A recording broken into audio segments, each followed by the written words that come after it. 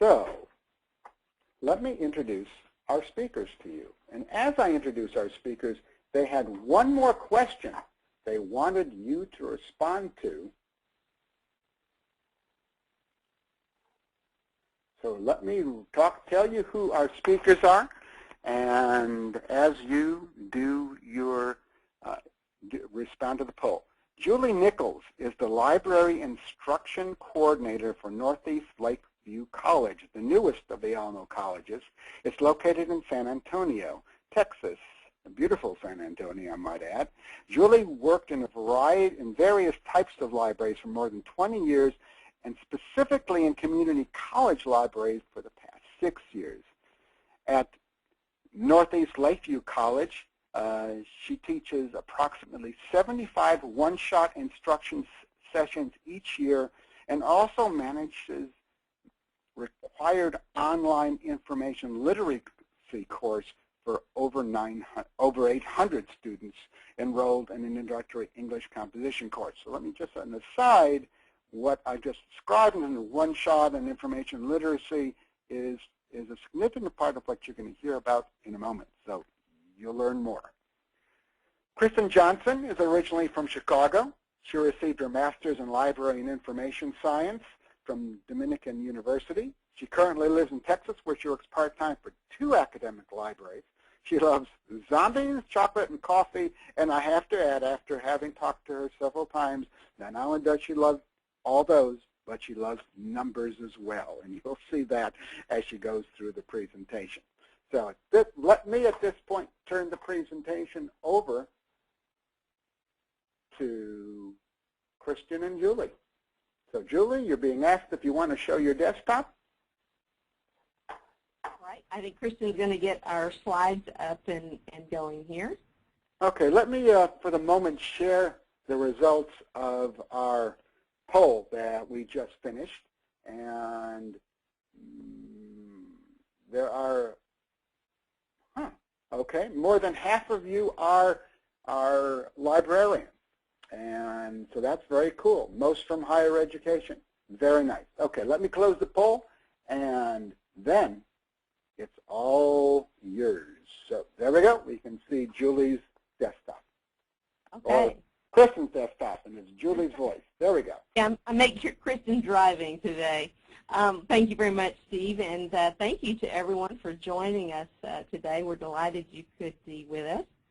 Kristen and I are going to talk a little bit about the program that we've been running this last year and how we're specifically using SoftChalk to change the way that we deliver our traditional library instruction. So we're going to look at the program, see what we found out about that, and assess those differences. And hopefully some of you will be inspired to do something similar in your own institutions. We are a part of Northeast Lakeview College, as Steve said. We are the newest of the 5 Alamo colleges here in San Antonio. We've been fully operational since 2007. Now, the numbers that we've got down there for enrollment play a part of our process here. You can see in the fall we had a little over 6,000 students, and we actually decreased in the spring of 2012. That's actually a bit unusual for us. We've had double-digit growth, I think, every semester that I've been here for about 3 years. So we are a fast-growing community college. And again, that plays a role in our decision-making process about this new instructional approach. We're busy, as I could say, as I mentioned, and we do have 3 full-time librarians, 2 of whom devoted solely to instruction, 3 part-time librarians. And you can see the numbers of instruction sessions that we've been teaching, 169 in the fall. And even though our numbers went down in terms of enrollment in the spring, we actually had more instruction sessions in the spring. So we do stay quite busy. We enjoy that, but there are times when it certainly stretches us. And again, that also played into our decision-making process about, is there a different way to do instruction perhaps? So we looked at the groups that we traditionally provide instruction to and begin to think about SDEB 0370, and that's the name of the course. It is a student development course, It's a semester-long seminar course, and this particular SDEV class is designed specifically for students who are enrolled in 2 or more developmental courses.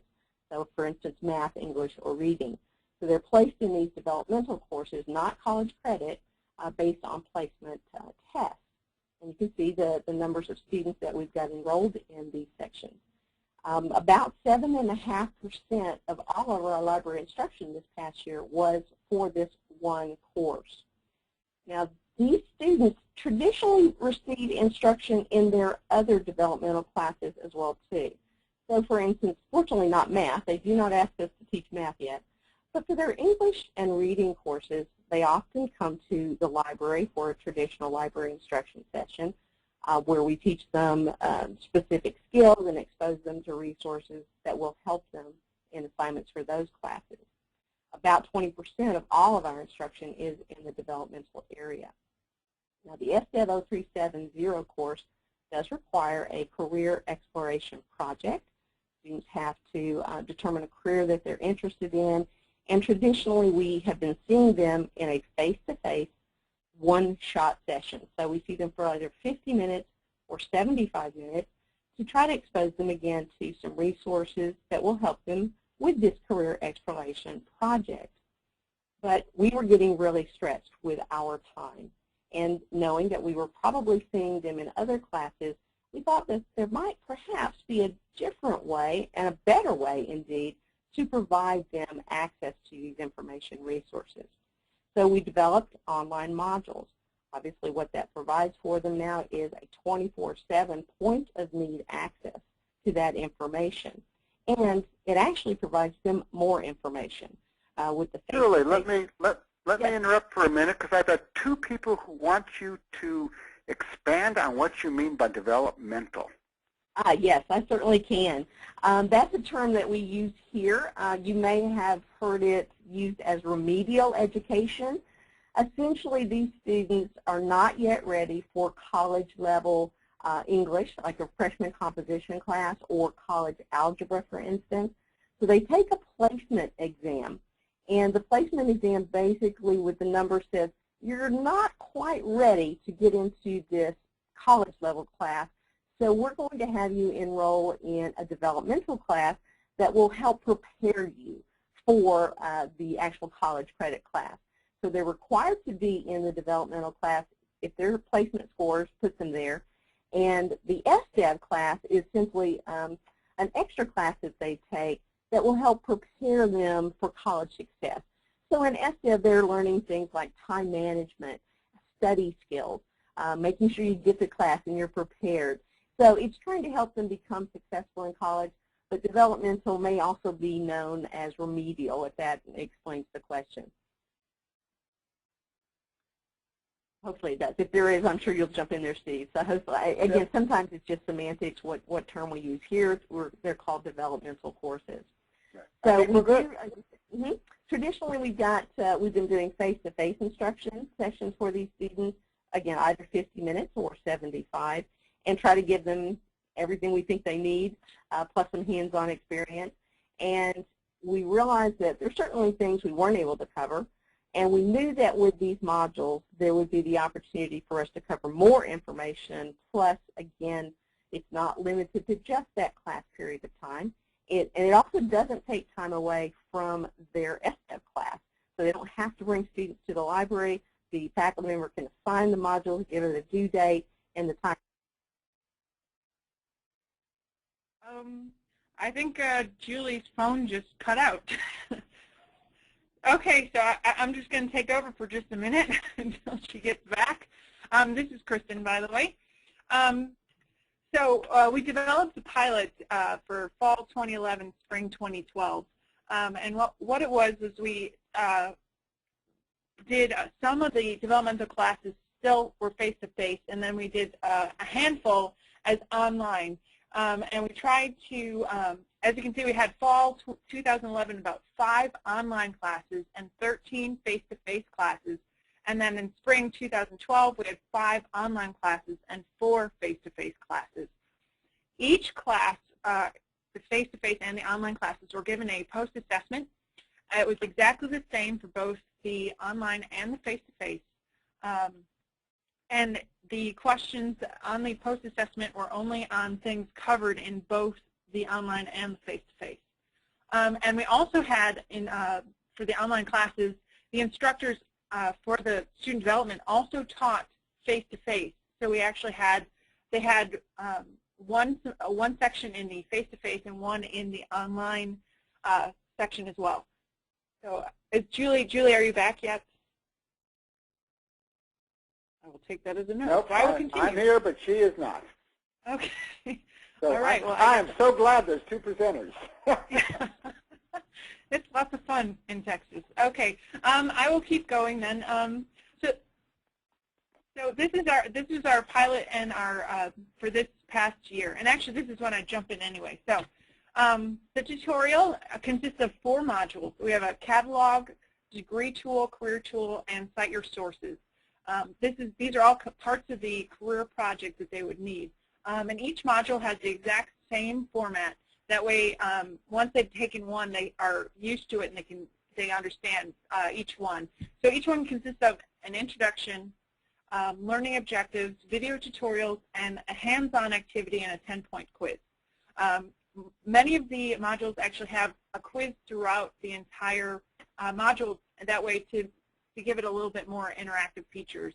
And then at the end, we have a 10-question post-assessment. Again, the 10-question post-assessment is exactly the same online as it is face-to-face because we really wanted to get an apples-to-apples comparison. So why did we decide to use SoftChalk? We decided on SoftChalk because it's very accessible. It was an online format, so students can take it anytime, anywhere, 24 hours a day, 7 days a week. It also allowed them to do it self-paced, so they can go back and forth as needed. They can go in and out as many times as they wanted. There's no enrollment required, so that allowed them, again, to go back and forth and go in and out as much as they need. And then, of course, it allowed us to do lots of different learning styles, so they could do it, they could see it, and they could hear it. So we tried to cover as many learning styles as we possibly could. Also, it's very easy to use. It was very easy to create interactive features. We have some games, we have quizzes, just lots of great interactive features. And then, of course, it also had assessments, so we could do tests and quizzes in the tutorial. And the grades actually were sent to the student development professors. There's also an option to print out a certificate and take those, but we decided to do it all online through ScoreTrack. And then, of course, easy data creation. So once it goes online, we can actually download all the scores all at once, or we could do it class by class or section by section. So it definitely allowed us to do a lot of really easy data collection. Oh, and let me quickly show you the tutorial. This is on a LibGuide that we've created. So the LibGuide has, on the home page of the LibGuide, it gives some of the technology requirements. It also gives the librarian names and pictures so that students actually get exposed to us as well. It has a chat box, a Mevo chat box, so they can contact us. They can also email us or call us or text us. And then it also has a little bit of how to navigate through the tutorial. So right up here, right up front. And then to get into the actual tutorials, you use the tabs up at the top. So I'm just going to quickly show you the catalog tutorial, just to give you an idea of what each one is like. So again, the LibGuide has the Mevo chat widget so they can contact us, and it also has various components like the links mentioned in the module, so they can actually go back to this LibGuide to use the links if they need it, or they can go back into the tutorial to get it. So this is the catalog tool tutorial. It has an intro. It's an extra normal cartoon, which is kind of funny, but it also talks a little bit about what's going to happen in this module. And they can navigate throughout the tutorial with this next up here or at the bottom. And then we have the learning objectives. So we give them a preview of what's going to happen. And we also tell them that it is a graded event and that their instructor will receive their score. So that way they take it a little bit more seriously. And then here's the actual tutorial. So we talk a little bit about what the catalog is. And then we have an interactive feature right away. So this is all about brainstorming, and they actually have 2 boxes where they can type in their brainstorm. So we asked them to brainstorm terms for nursing. So they could write nurse, nursing, et cetera, and then hit finish. And so that's a nice interactive feature that was provided through SoftChalk. And then once they finish, they can hit next. And then we have a Go Animate video about Boolean operators. So it's a nice visual on how to use Boolean operators.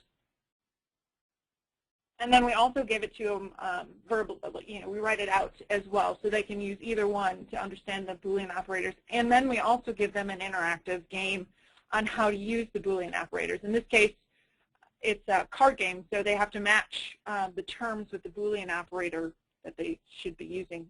For example, nursing and career, because you'd want those two combined with and so it'd make a nice little noise if you get it right, and if you get it wrong,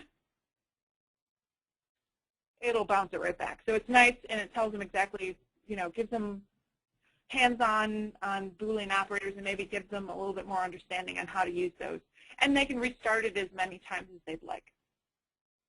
And then we actually have a Camtasia video demonstrating how to use the tools we just talked about. So how to use the brainstorming and how to use the Boolean operators to combine their terms that they just came up with, and then also how to actually find things in our catalog. And we try to keep the videos as short as possible. So most of them are under 5 minutes, just because no one wants to sit through a really, really long video. And then next, we have a little interactive game again where they hover over something they just learned about. So they just learned about how to identify electronic book titles in our catalog. And then we have another video also done through Camtasia, and all of our videos have a closed captioning as an option, so the students can actually read it as well as listen to it. And then we have, again, just a quick review about everything that they learned, just to give them a refresher. And then we have the quiz. And this particular part of the quiz is they have a link to the catalog, so they can actually go and do this little activity in the catalog and then answer a question about it. So they've seen it, now they're doing it. So we're trying to make it as interactive as possible.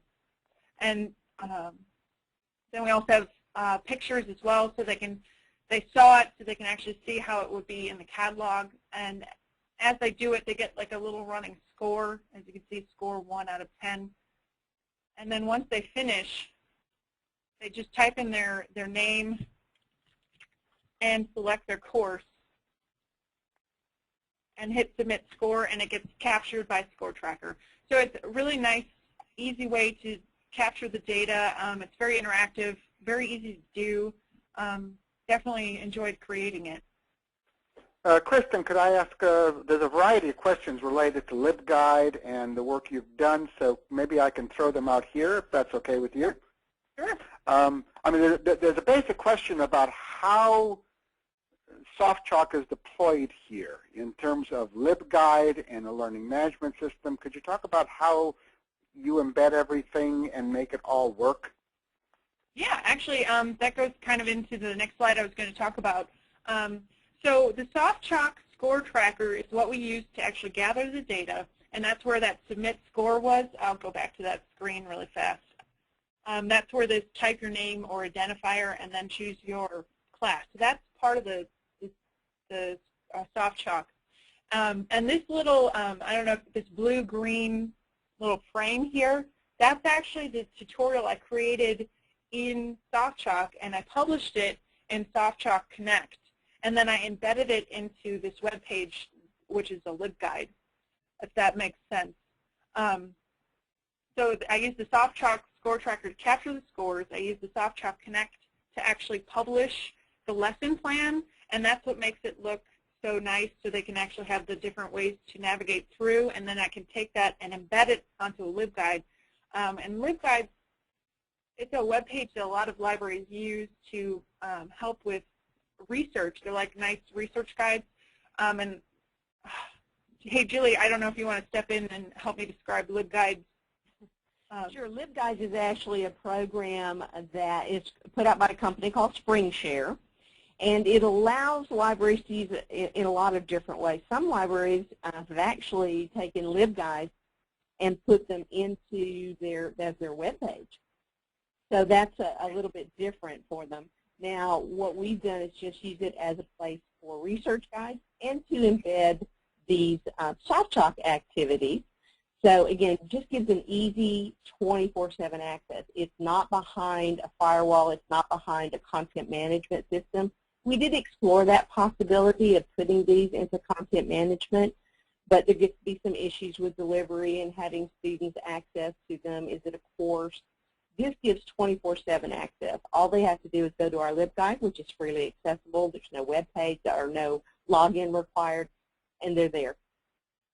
And these are just, this is just a list of all the other technologies I used, and I kind of mentioned them a little bit.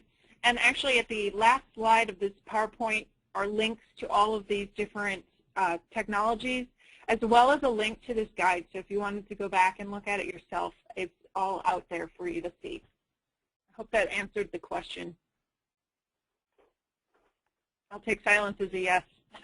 Well, we'll see. If there's more questions coming up in the Q&A, I will let you know. But right now, it is relatively quiet. So move forward. Okay, and we'll talk a little bit about lessons learned. With any new program, not everything works perfectly, and that was certainly the case here. One thing we certainly recommend is dialoguing.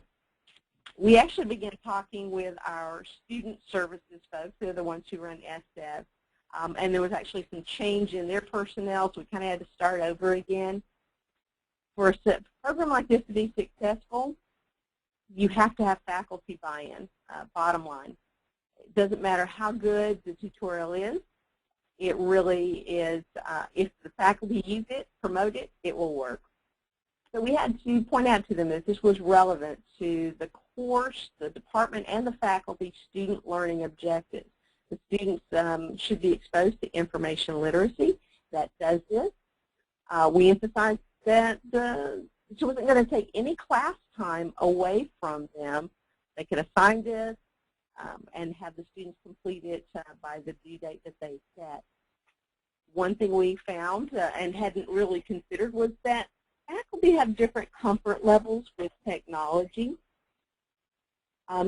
We don't expect them to do anything in soft chalk, but one of the things that we wanted to make available to them was the ability to go in and actually download their own grade. So we created a private LibGuide, so it was only accessible to them. They had the specific URL to get there, showed them how to get into Score Tracker, even created a video showing them how to do that. We had some workshops for them and showed them how everything was going to work. I ended up going to their classes for the sections, and there were 5 each semester, that were doing the module. I would go to their class and give a quick demo and show the students how to access. Here's how it's going to work. Originally, so we planned for the faculty members to go get the grades, but since, as it turned out, I needed to go and get the grades for our assessment purposes, it was just easier for me to create a spreadsheet and send them the grades directly. And I think they did appreciate that. Again, sometimes a little bit, just something new, technology-wise, can be a little off-putting. Now, one of the things that we certainly discovered, and Kristen will talk about this more in detail, is how the impact of what the faculty used this grade for, how it impacted student success and student completion rates. Certainly, some faculty had different methodologies of how they were going to use the grade. We did not dictate that and left it up to them, but it certainly played a factor. And like I said, Kristen's going to give us some good statistics here in a little bit. So again, as we mentioned, dialogue is key. Go talk to your stakeholders. Talk to your administration. Talk to your faculty. Whoever it is that you're trying to work with, make sure you bring them in from the very beginning and have good conversations with them. Makes, I think, for a more successful program. A couple of things we learned from students, which was kind of funny. One thing that was funny, that third thing was the lack of legs in that animated Boolean video, something we had not considered, where the little people, they stand up and sit down. It's just a great little illustration, which mimics something we actually do in class. The little characters didn't have legs, and some of the students complained about that. That was kind of a funny one.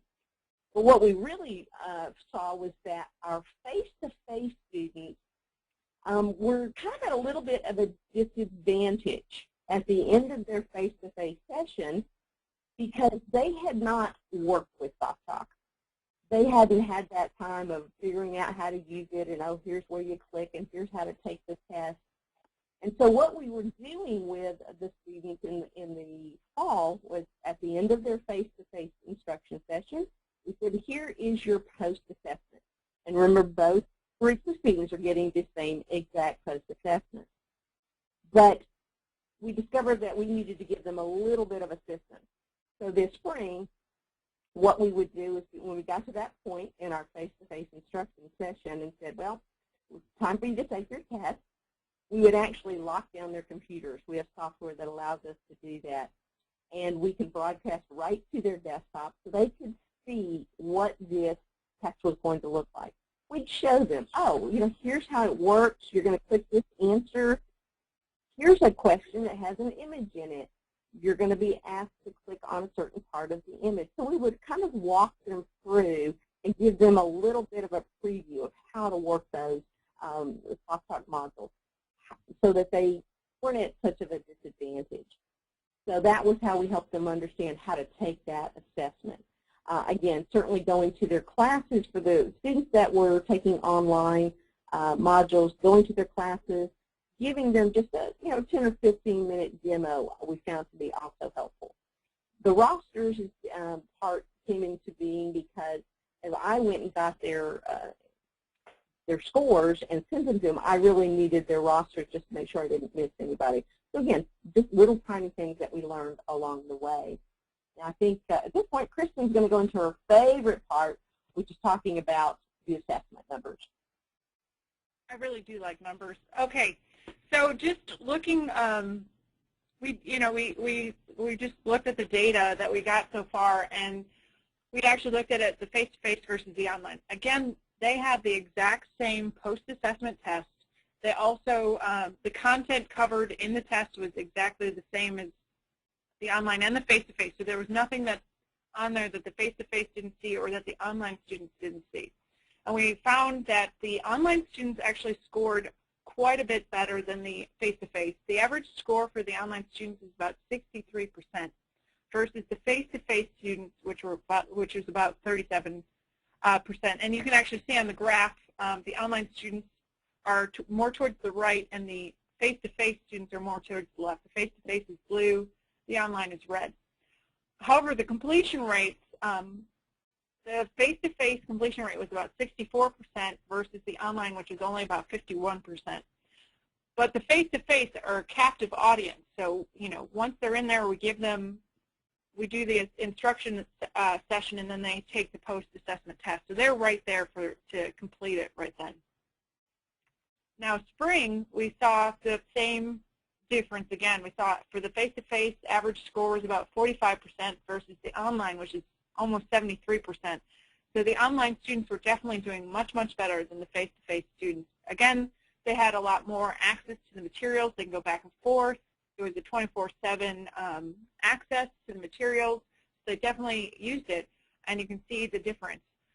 Unfortunately, the completion rates are still skewed towards the face-to-face, with only about 61% completing face-to-face and about 38% completing online.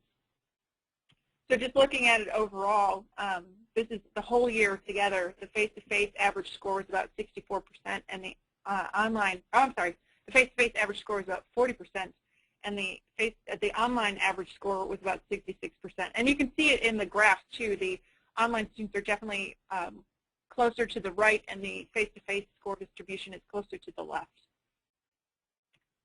And then we also, since we were looking at those abysmal completion rates online, we kind of went back and looked at the completion rates by instructor.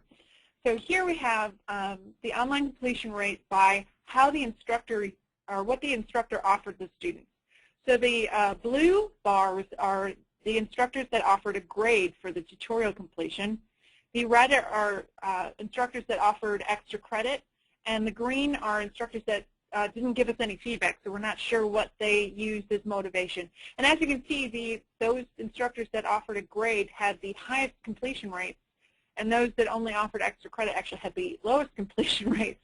So this is just another reason why faculty buy-in is absolutely important to our program. So some problems with our numbers. Again, we had a lack of faculty buy-in, and so that definitely hurt us with the completion rates for the online versus the face-to-face. Also, this is just a trial. We just started it last semester, so we don't have a lot of numbers yet because we had a very small amount of people in the trial.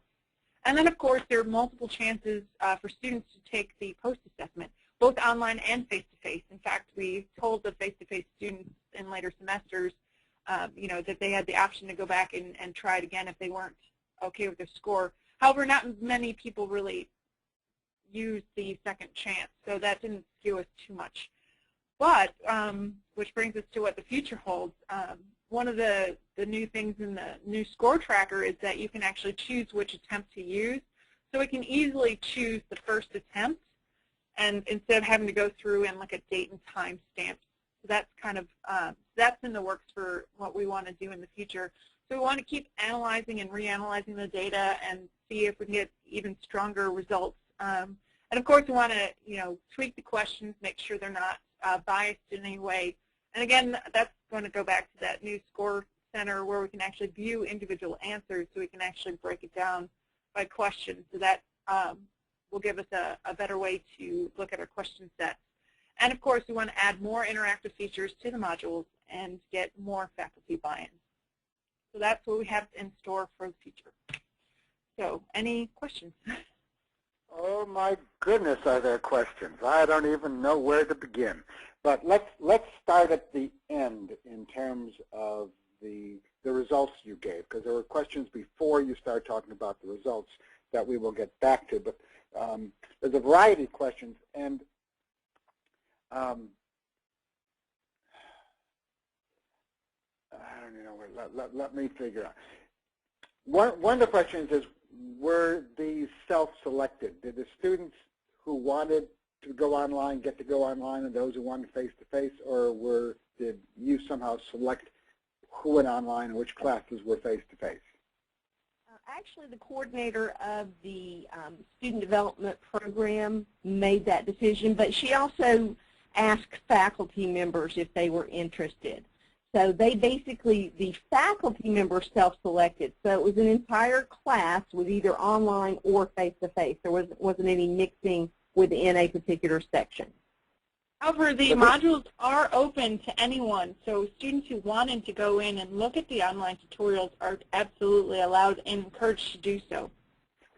Yes, so we actually had some. Yeah, we had some classes where they did the face-to-face, and then the faculty member told the students, well, you can go back now and look at more information in the module and use that as a refresher, and I think she gave them extra credit for doing that, and some of her students did. Well, that's one of the questions. Actually, Lavis has a series of questions, but one of them was, if you offer a bit of grade credit, the completion rate will really get much better. And I think that depended on your instructor. Yes, it did. How they handled it. We don't drive that. It's really up to the individual faculty member. Now, what we can do with these numbers is say to the faculty member, look what happens if you give it a grade. And I think that they'll be open to that. One of the questions was about, sort of unrelated to that, is why is there an issue about taking class time to talk to students about how to use the online LibGuides? It's not an issue. There's a couple of different things going on there, and maybe it's just we didn't make that clear. What we're trying to give the faculty member, if you're saying, well, you have online modules, that means they don't have to schedule a session here in the library, and that uses one of their class periods, of course, to do that. It's certainly not a problem. We enjoy having classes over here. However, if you've got a lot of content to cover in a semester, sometimes it's like, ooh, gosh, do I really have time to go and have an instruction session? So having the modules available online doesn't lock them into that one face-to-face session. And to make it a little easier for the students and for the faculty, what I would do is go and let them tell me what date do you want me to come. I will come to your classroom and do a quick demo. And what we had for some faculty members who would let me do, again, a little 15-minute demo, show the students how it works. And they would then immediately take them to one of the labs and let their students begin to work on the module. Understand we have these classes at all different times of the day as well too, literally from 7:30 in the morning till 8 or 9 o'clock at night. So it does make it easier for them to have these modules available 24/7 for their students. Right. Well, one of the questions is, do you get a sense for if there were technology issues that got in the way of the online students? Technology in terms of completion, well, again, with the 24/7 access, that does give them the opportunity to use school computers as well too. For instance, here in the library we have open computers that students are welcome to use. We're open from 7:45 in the morning till 9 o'clock at night, Monday through Thursday. We're open on Saturdays. And most of our students do have computers at home. So I wouldn't say that's a huge factor in terms of access to the technology, no. Sometimes, especially for community college students, it's time management. We do have students who are working, going to school, raising families, life gets in the way. So that can be an advantage of having that 24/7 access, but it also, especially if you don't have a graded event, I think it's easier for them to perhaps slide it to the end of the priority list. Right, and Lavise also commented that they agree that you want to have limited time takeaway from class in order to do this. So there's a variety of thoughts about how all this is going to work. I got a sort of a technical question related to this. If content that you create in SoftChalk is updated and put in Connect, will it be automatically updated in your LibGuide? It should, I believe, as long as you've, because it's one embed code, so I think if you change the publish, you overwrite it, it should be okay. But it does give you an easy embed code, so if it's not working or whatever. Well, if you're using embed codes in LibGuide the same way you use embed codes in SoftChalk, because we're talking about a series of things that you can embed, but it's really pointing to another site. So if you're doing it that way, then the answer is yes. If you update your SoftChalk content and then rewrite that lesson in SoftChalk Connect, it will automatically, appear updated in the LibGuide. Right. So, and that is how we're using it. Again, the LibGuide just is kind of a placeholder, but it's really easy with the LibGuides. It's a web authoring sort of thing, and so you can go in and do a rich text and just pop that little embed code in there, and you're good to go. Right. And a related question is, are the lessons and the LibGuides sort of generally available? Are they behind some kind of LMS or something else, or are these kind of open educational resources? Are you making them available to the community? They are open. Kristen, do you want to show them our main LibGuide and kind of walk them through the path? Yes, they're open to anyone. Obviously, it's going to be pretty much students who go there. You can see that each LibGuide has its own unique URL. This is our main LibGuide page, and you can see these are class guides over there on the left. They're linked off of our library homepage. We create LibGuides for every class that we see face-to-face in our instruction classroom. They're over there on the left, very long list. We're very busy here. And there is one for our face-to-face classes for SDEV 0370, and then there is our online link. So literally, it's as easy as click the link, and there it is. So it is not behind, they don't have to log into our portal. They don't have to, the only thing they would have to log into is, I believe, in Degree and Career Tools. We show them a library database, a subscription database that they can use. And to log into that from off-campus does require a login. That's available for any student. We show them how to do that and what's required. But that's the only thing that they have to log in to use is that one library subscription database.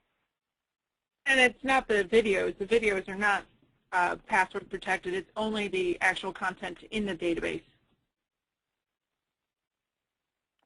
Excellent, excellent. And let me remind everyone that the materials that you use for your PowerPoint slides, which includes links to all the resources you showed, will be available as well. You've created a SoftChalk lesson in SoftChalk Connect, and we published it there. And when you get an email tomorrow, you will get information on where the archive is for this webinar today, and you will get a link to the lesson in SoftChalk Connect, which will have the slideshow and other information. So you will get a lot of information as follow-up to this webinar. And are there other? There was a thought that a question about accessibility compliance, and I know that SoftChalk goes a long way to make sure that accessibility is a high priority in terms of the content you create. But in general, what about accessibility compliance in the LibGuides? Can you talk about that? Okay, so I'm waiting for Kristen. She's obviously waiting for me. Well, one of the things that we did, again, LibGuides is just a placeholder.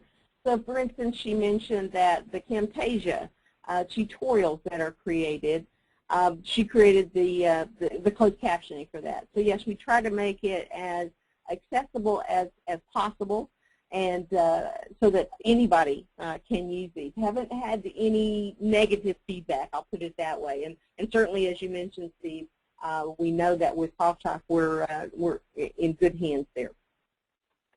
Excellent, excellent. Okay, we've talked about this. The face-to-face students can also, let me ask a different way. Do you, as part of your face-to-face instruction, do you use the SoftChalk content? When you're doing your 50, 75-minute face-to-face work, is the work you do in LibGuides or in SoftChalk part of the face-to-face conversation with the students? Here's Kristen is showing us now. This is the LibGuide for our face-to-face students. So you can see there's some, the tabs at the top sort of mimic the types of things that are happening in those modules, but it is more traditional. So for instance, we'll show them, here's the catalog, and we'll have talked a bit about the brainstorming. How do you go? You can't just go search in the catalog. How do you do it? So we'll demo that. We do as well try to give them hands-on in the classroom so that they have some moments right then to begin to go search for a book. Some of the things we do, for instance, we take them to Occupational Outlook Handbook. That is, of course, a website. It is a book as well, too, but we generally use the website because it's updated more frequently, and that's put out by the Department of Labor. So that's something that happens in the module, but it also happens here in the face-to-face, and then we have them do a little exercise in that. The one thing that's in SoftChalk is this post-test, and you'll see it's a tab right there on their LibGuide. So the first thing that happens with these students that come in for face-to-face, we have them sit down, we talk to them about how do you get to your LibGuide. And for many of them, it's the first time they've been to the library, so we may show them exactly the path to get to it. We've gone through, and we tell them right at the beginning, you're going to be taking a test at the end of this class. The grade will be sent to your faculty member. We don't tell them how it's going to be used because we don't know. We just tell them that the faculty member will get the grade. So then we go through all of these different types of information in the face-to-face, and then at the end, here's the post-test, which again, as Kristen mentioned, is exactly the post-test that the online students see as well too. what I said, one of the things we learned was rather than just say, here, go take this, this semester locked down their computers, made them watch as we sort of taught them a little bit about, okay, here's how this quiz is going to work, and show them again how to put in their name and select their course. And so hopefully, you know, I think that did help a little bit with our scores with the face-to-face group. So that's the one part of SoftChalk that's used in face-to-face. Okay, great answer. I've got just time for a couple more questions. Deborah wants to know what your college is thinking about or talking about in terms of dollar cost for the program. Have you ever given any consideration on asking that question?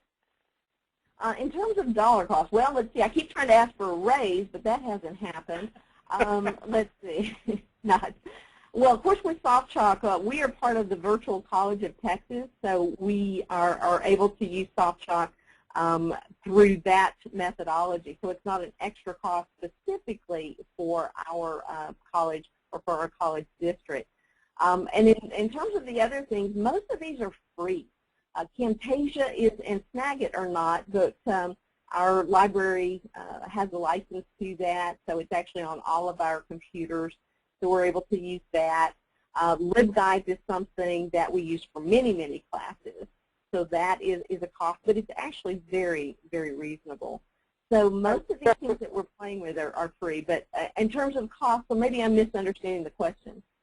I suspect they're meaning development costs as well, you know, your time to get all this done. Well, but that's part of your job, right? It is, exactly. It is part of my job, and as you saw from one of those earlier slides, we are a very busy library. We're very fortunate to be so embedded in part of our, not just these courses, but all of our courses. And so we're very fortunate for that, but it also means we're very busy, which is one of the reasons why we thought perhaps this is a group where although it's not going to see, I mean, we were doing, as you can see, 20 individual sessions for SDEV 0370 in a typical fall semester.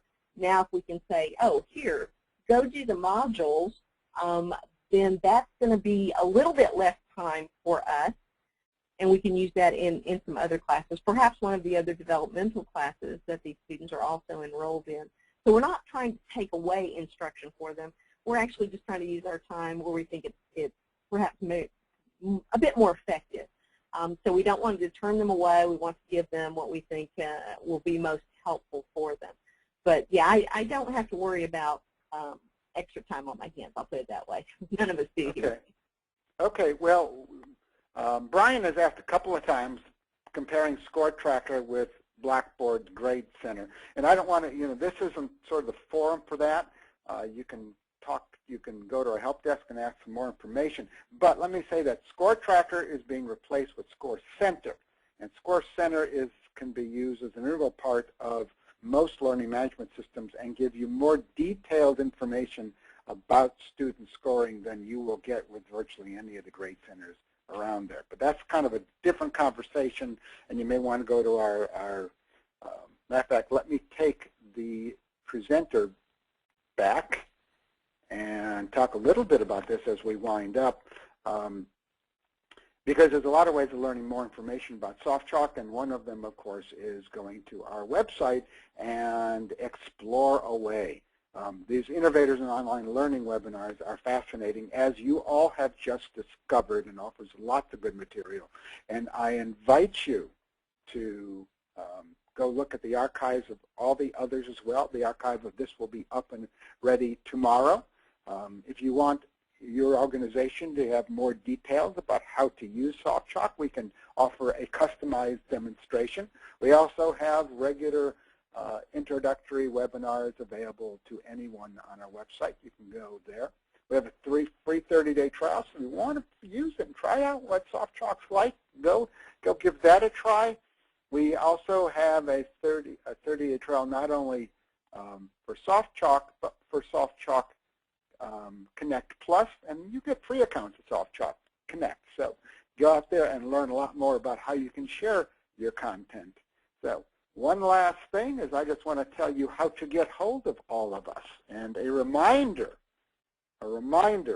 that you will get an email tomorrow with information about the archive and its location. You'll get an email tomorrow that also contains information about the slideshow that our presenters used today, how Julie and Kristen put together a really excellent slide presentation in addition to the content they created in SoftChalk with LibGuide. So all that information will be in an email you get tomorrow. So I want to thank I don't want to interrupt you, but my email is jnichols32. Oh. That'll be corrected, I'm sure. Okay, well, but if anybody's writing that down real quick, make it jnichols32@alamo.edu. I will make sure that the email in the internet email address you'll get in your email tomorrow will be correct. So thank you very much. So as soon as this session is over, I will make that correction. I want to thank Julie and Kristen for a really wonderful job. I'm seeing all kinds of things in the Q&A about how wonderful the presentation and how much everyone learned.